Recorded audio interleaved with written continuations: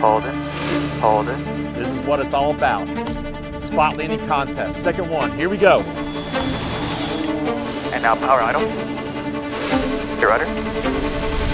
That was a good one. Both best landing yet, dude. That was good, but that was short. DQ'd.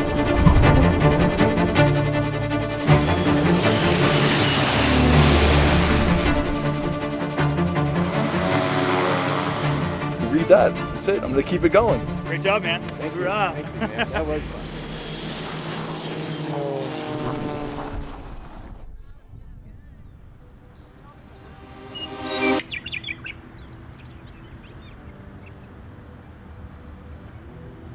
KOPS was built for arguably one of the most capable airplanes ever created. We built this organization by owners, for owners, so that way they had a voice for advocating for what the Kodiak does best, and to make sure that we protect them, the investment they made in the Kodiak, and to make the overall ownership experience the best it can possibly be. KOPS is more than just an organization. It's more than the Kodiak. It's a community. The relationships is probably the most valuable piece of it. We can provide all kinds of benefits for our owners, but it means nothing without the relationships.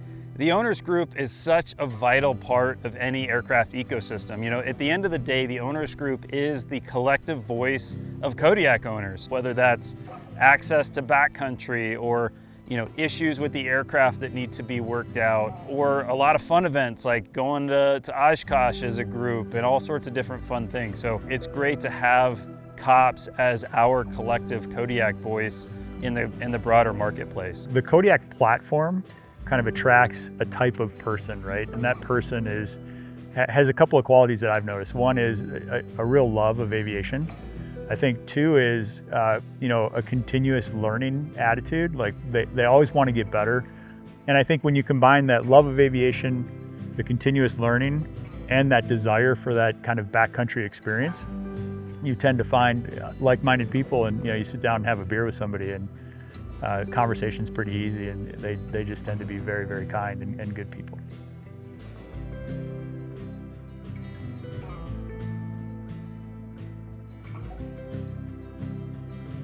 Kodiak owners treat their aircraft as more than just a piece of transportation to get from point A to point B, where the Kodiak is really more about the journey. And the people that own the Kodiak tend to care more about the journey. They enjoy more, exploring and going to new places and really having fun and frankly being in nature and loving what nature is. When someone new joins KOPS and they come to an event like this, what I hope that they come away with more than anything else, that they found their tribe. It's like-minded people that own the same aircraft and share the same passion for the Kodiak. Everyone is just so open-hearted, and it makes me believe in the goodness of America. And I'm sure we've met people we'll be in touch with for the rest of our lives, like-minded, good people.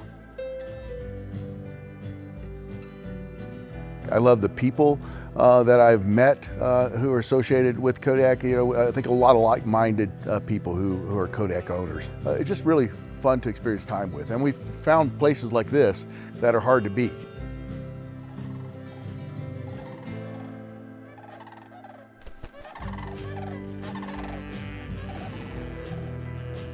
I fly for a living. It's kind of what I do, and like to have a really good friend who has one of these and to be able to fly in, go golf, go mountain bike, do our thing, kind of like make a big adventure out of the thing was worth its weight in gold. And so we're just happy to be here.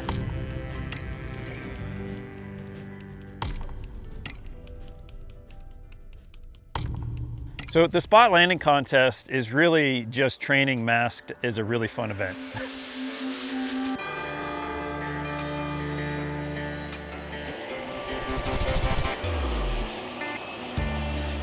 Gary's ready. Gary's ready. I'm ready. Let's do this. We've just laid our flower line. The goal is to land either on or as close to this line as possible without bouncing. If they bounce, it doesn't count. And if they land short, they are DQ'd. And one take a golf, taking the roll. Hey, we're going to leave a 1 mile final.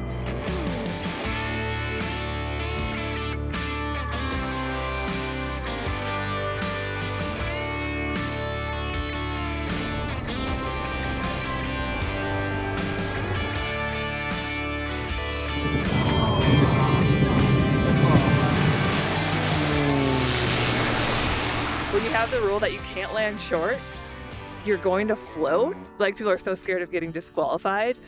And especially with it being a little bit windy here, people were looking good and then they would get that little bit of float and land long. And if they didn't, they probably bounced.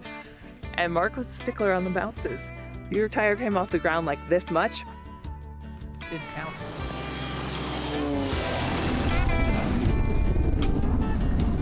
Three Quebec kilo, you touched down before the line, but you're out. That was short, DQ'd.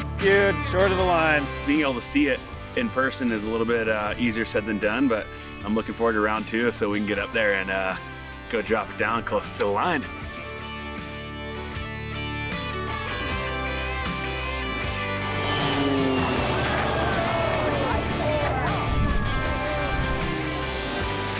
That's my co-pilot today, and it's his 15th birthday, and he was guiding me down, and we just ended up a little bit short, but had a great time. It was great.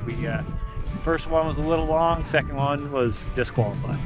Had a great time. Right? It was fun, yeah.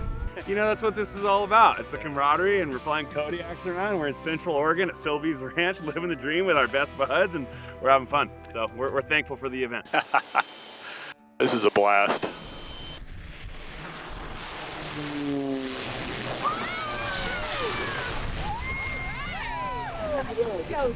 Kodiak owners like flying their airplanes.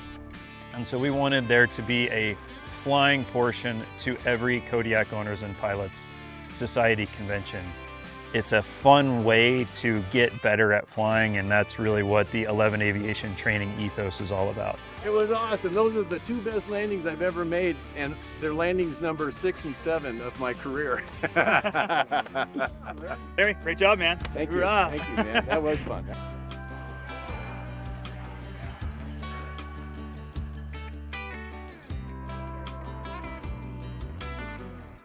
Without further ado, the winner of today's spot landing contest is Bill Carmouche.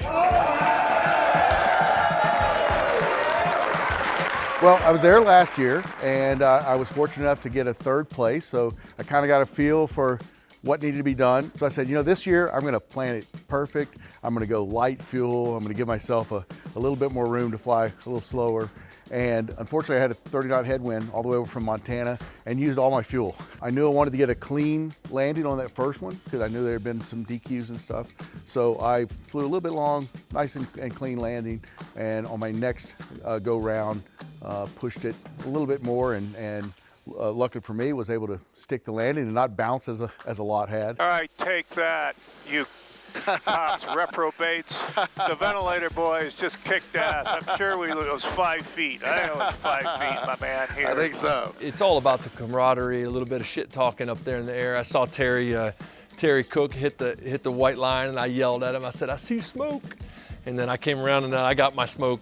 I did the same thing, but I had a really good time trying to be good at what our favorite hobby is. So I don't have any hard feelings about not making it, but next year there's another KOPS coming up, and I'm gonna try it again. I love just how you guys think of doing your events. You're looking to make us all into kids again, and it works.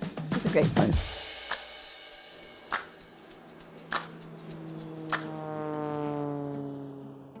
We form KOPS for many reasons, but education and training is foundational. You have to have that as a building block for everything else you do. Coming here and having fun is a big bonus, but it starts with making sure that we have some of the best pilots, the best training in the world for the best aircraft. Being a pilot, it's a perishable skill. If you're not continuously driving yourself to improve and learn, you're getting worse. And so for me, this training concept and continuous learning is super important. Today we are in Seneca, Oregon at Sylvie's Valley Ranch. We bring our owners and members of KOPS to places like this is because destinations matter. They bought the Kodiak to go to places like this. I mean, have you looked around? This place is absolutely amazing. They've got everything that one could hope for. And this is a place, frankly, that's easy for the Kodiak to get to. Imagine the places that this aircraft can go that's not as refined and gorgeous as Sylvie's is. what I like to say is you can come out here, ride a horse, shoot a gun, and get a massage all in the same day. And we also have incredible golf. So you can actually have a goat be your caddy on our 9-hole course. So yeah, there's a little bit for everyone here. And we love that Kodiak also brought out some families. So there's stuff for the kids to do and spouses. And it's just been a blast. Just like that, that's how you do it. This is truly 5-star luxury in the backcountry. And I think in talking with everybody at this event, this is truly like, if you're not here, people are gonna have some serious FOMO. This has been such an amazing location and event. You know, your first impression is, oh my gosh, you're in awe of the landscape, of the vastness of this area.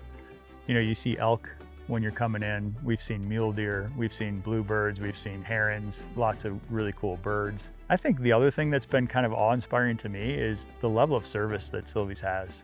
I mean, the people here will do anything for you to help your stay be perfect.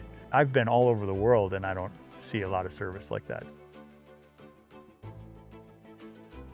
If you own a Kodiak, you absolutely need to be a part of KOPS. It just really goes hand in hand. I just found some folks tonight that hang at the same place as I do in Montana. We didn't even know it. So, you know, now got an opportunity to make some new friends. You can learn maintenance questions and items. You can learn different places that you can go, and just you get a bigger feel for what the aircraft can do. A lot of things that you can really gain a lot of you know, support in the group. We can provide all kinds of benefits for our owners, but it means nothing without the relationships. It's what makes life special. And being part of an organization that followed the mantra of the DNA of the Kodiak, it was built to do good, we were built to do the same thing.